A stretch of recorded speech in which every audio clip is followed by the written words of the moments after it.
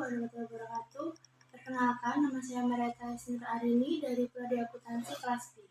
Di sini saya bersama rekan saya, Almaida Nurul Kalomah dari Umairo dan Vika Nurfadila.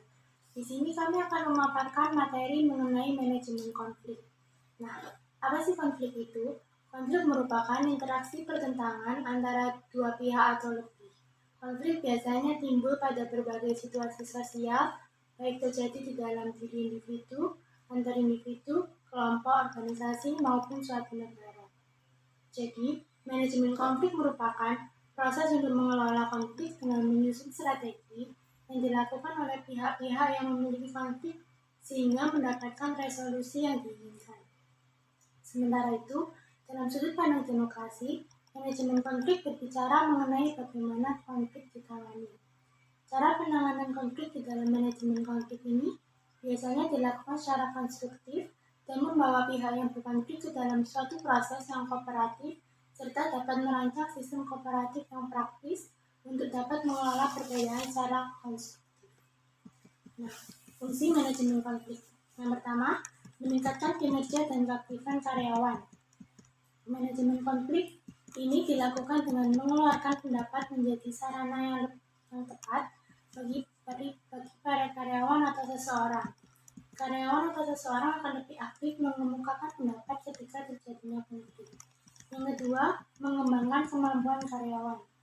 Dengan adanya manajemen konflik untuk mengatasi konflik yang ada, secara tidak langsung manajemen konflik digunakan sebagai media untuk mengasah kemampuan para karyawan untuk berpikir logis, kreatif, dan rasional.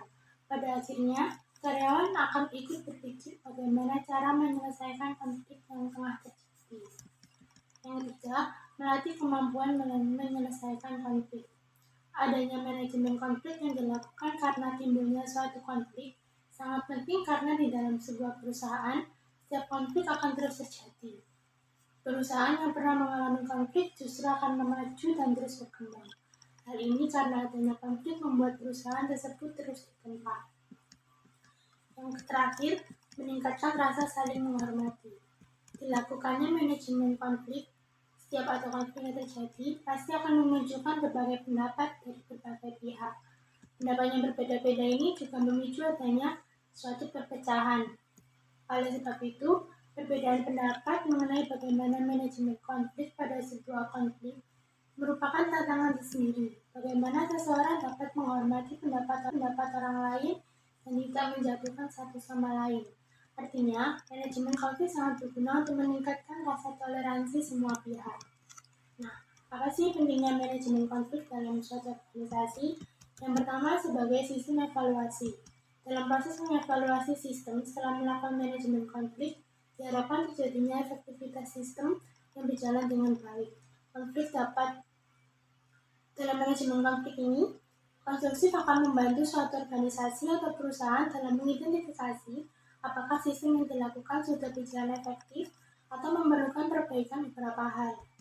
Jika sebuah konflik di suatu organisasi dapat dikelola dengan baik menggunakan manajemen konflik ini, maka konflik akan dapat dipecahkan secara sistematis dan akan mendapat dampak yang positif guna untuk memperkuat hubungan kerjasama, meningkatkan kepercayaan diri, dan meningkatkan harga diri. Nah, yang kedua, meningkatkan kreativitas dan produktivitas. Selain itu, manajemen konflik yang dilakukan dengan baik pada suatu organisasi juga mampu menambah dan mengasah kreativitas dan meningkatkan produktivitas serta meningkatkan kepuasan pihak satu dan pihak lainnya, dan akhirnya kepuasan kerja juga ikut meningkat. Tak bisa dipungkiri, tak semua konflik yang sudah diatasi dengan manajemen konflik bisa saja menguntungkan bagi pelaksanaan atau kelangsungan suatu organisasi. Oleh sebab itu, pimpinan suatu organisasi dituntut memiliki kemampuan manajemen konflik dan memanfaatkan konflik untuk meningkatkan kinerja dan produktivitas organisasi. Nah, strategi manajemen konflik sendiri ada beberapa.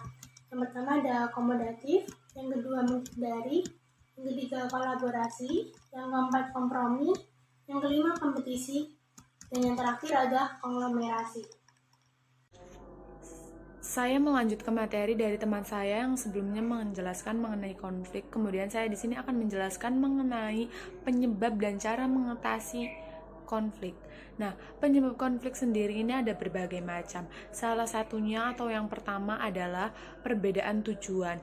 Organisasi yang baik adalah organisasi yang mampu menetapkan tujuan dengan tepat, sehingga setiap anggota organisasi akan mengetahui kemana arah organisasi tersebut. Namun dalam kenyataannya terkadang sering terjadi perbedaan tujuan dalam individu di organisasi.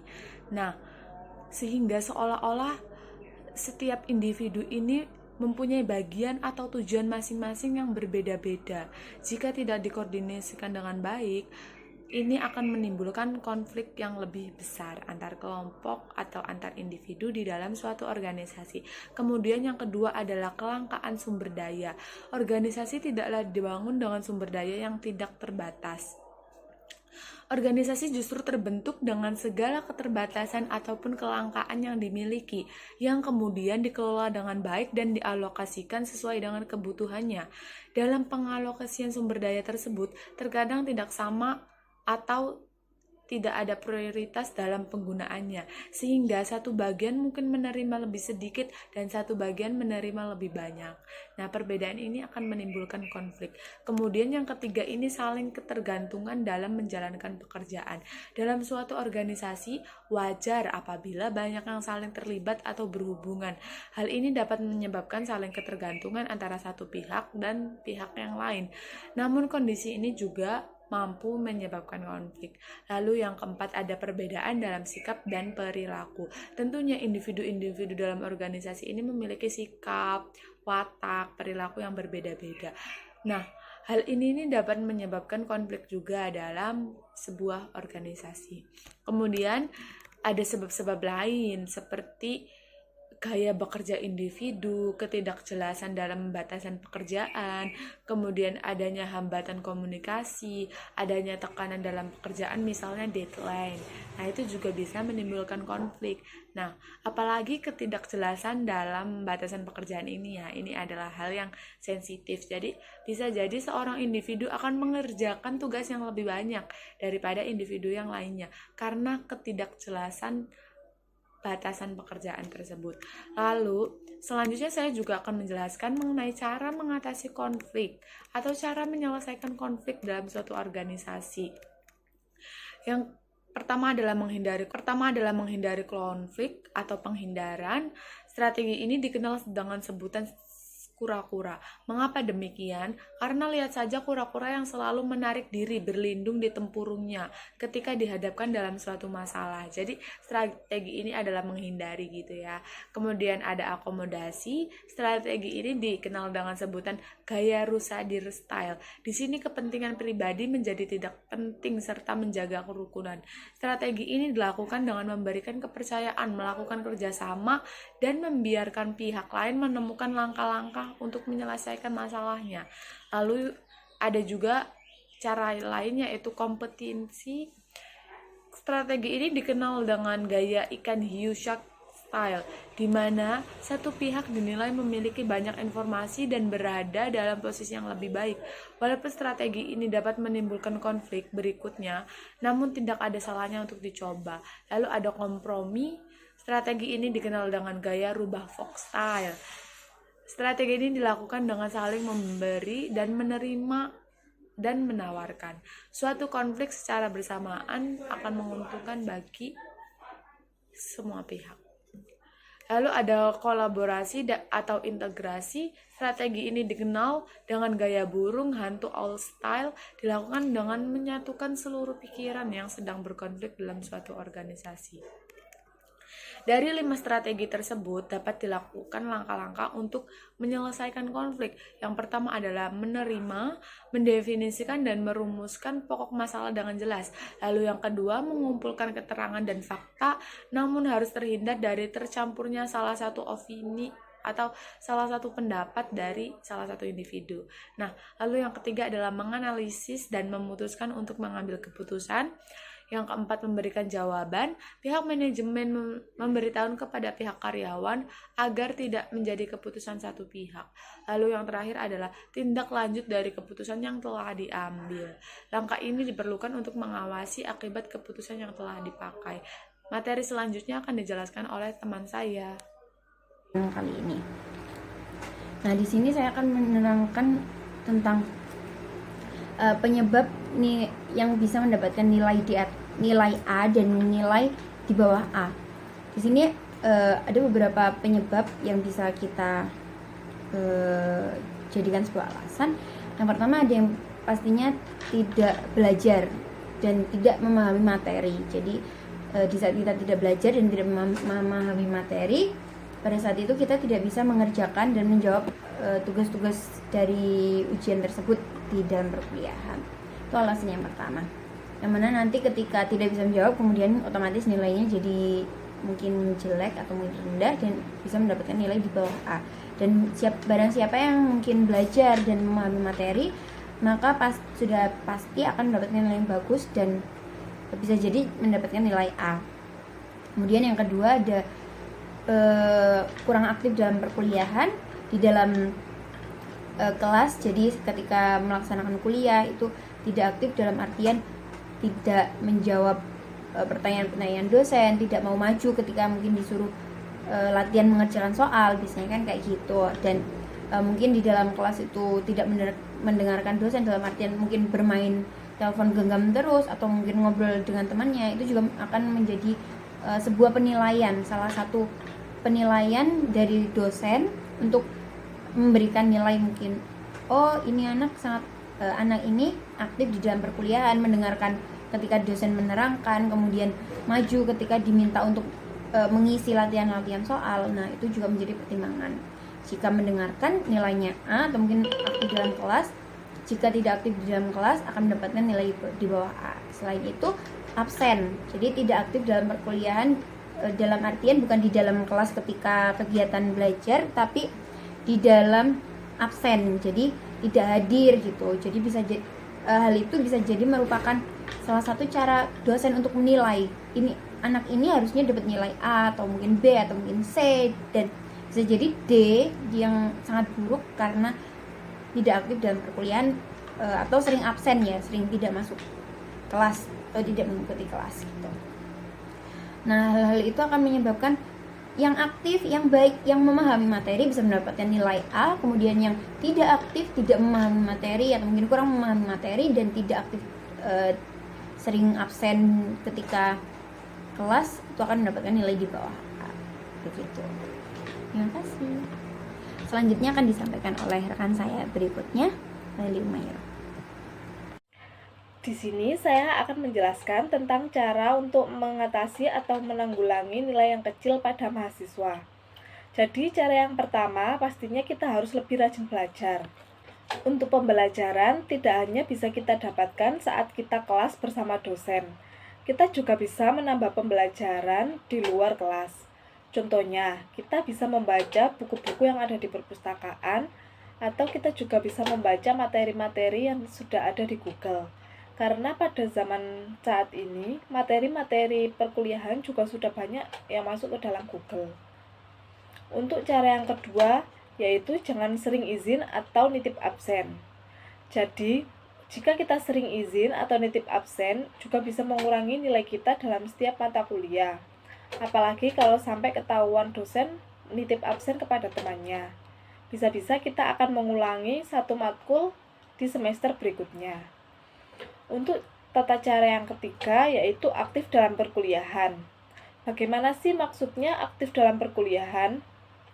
Jadi, saat kelas bersama dosen, kita juga harus lebih aktif dalam perkuliahan. Contohnya, kita bisa bertanya kepada dosen apa yang sudah dijelaskan oleh dosen, jika kita belum paham. Kenapa kita harus rajin bertanya kepada dosen? Kalau kita sering bertanya kepada dosen, pasti dosen juga akan notice kepada kita. Dosen juga akan tahu siapa kita dan bagaimana prestasi kita, agar kita bisa juga mendapatkan nilai tambahan dari pertanyaan-pertanyaan tersebut. Untuk tata cara yang keempat, selalu mengerjakan tugas dan mengumpulkannya tepat waktu. Jadi sebagai mahasiswa, kita pasti akan memiliki tugas dari dosen sebagai tambahan untuk nilai kita. Saat kita mendapatkan tugas tambahan dari dosen, kita juga harus mengerjakannya dengan benar dan sesuai dengan materi yang sudah diberikan. Kita harus mengumpulkannya juga tepat waktu, agar kita juga mendapatkan nilai yang baik sesuai harapan kita. Kalau kita juga sering terlambat dalam mengerjakan tugas, bisa saja tugas tersebut dapat mengurangi nilai kita. Untuk cara yang terakhir atau cara yang kelima, yaitu mencatat materi penting yang disampaikan oleh dosen. Apa sih kegunaannya mencatat materi yang disampaikan oleh dosen? Jadi, materi-materi yang disampaikan oleh dosen yang menurut kita penting bisa kita catat dalam buku catatan kita, agar kita bisa mempelajari materi-materi yang diberikan oleh dosen tersebut secara berulang, supaya waktu mengerjakan ujian. Di sini saya akan menjelaskan tentang cara untuk mengatasi atau menanggulangi nilai yang kecil pada mahasiswa. Jadi, cara yang pertama pastinya kita harus lebih rajin belajar. Untuk pembelajaran tidak hanya bisa kita dapatkan saat kita kelas bersama dosen. Kita juga bisa menambah pembelajaran di luar kelas.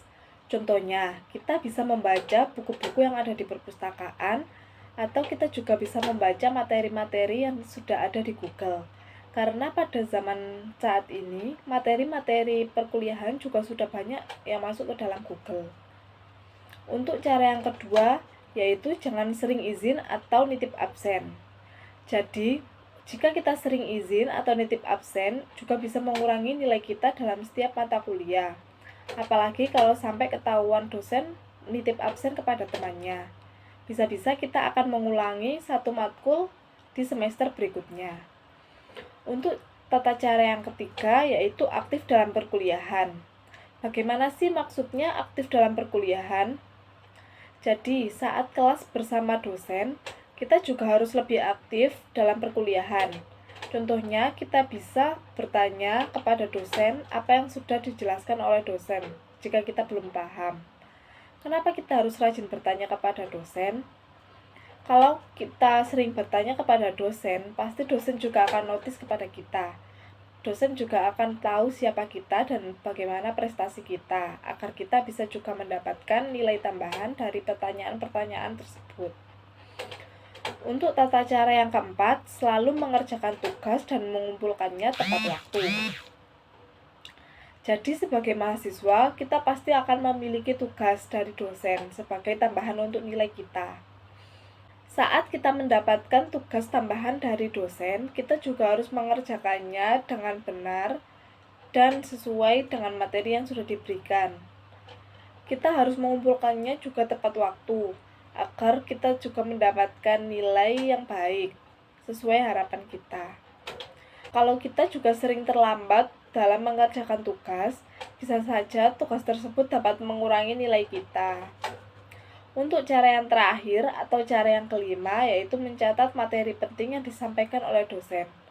Apa sih kegunaannya mencatat materi yang disampaikan oleh dosen? Jadi, materi-materi yang disampaikan oleh dosen yang menurut kita penting bisa kita catat dalam buku catatan kita, agar kita bisa mempelajari materi-materi yang diberikan oleh dosen tersebut secara berulang, supaya waktu mengerjakan ujian. Kegunaannya mencatat materi yang disampaikan oleh dosen. Jadi, materi-materi yang disampaikan oleh dosen yang menurut kita penting bisa kita catat dalam buku catatan kita, agar kita bisa mempelajari materi-materi yang diberikan oleh dosen tersebut secara berulang, supaya waktu mengerjakan ujian atau tugas-tugas dari dosen kita bisa memahami apa tugas yang diberikan oleh dosen tersebut. Sekian cara untuk mengatasi dan menanggulangi nilai yang kecil pada mahasiswa. Terima kasih.